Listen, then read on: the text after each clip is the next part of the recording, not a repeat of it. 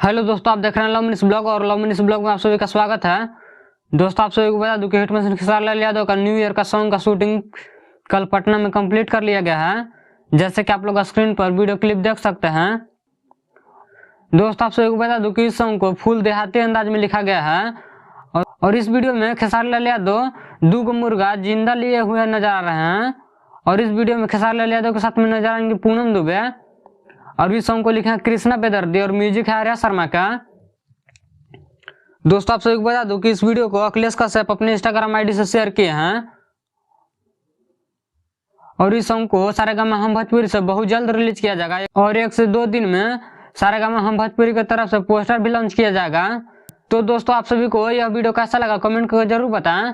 दोस्तों, आप सभी को बता दूं कि हिटमैन खेसारी लाल यादव के साथ में पूनम दुबे एक रील वीडियो शेयर की है, जैसे कि आप लोग स्क्रीन पर देख सकते हैं।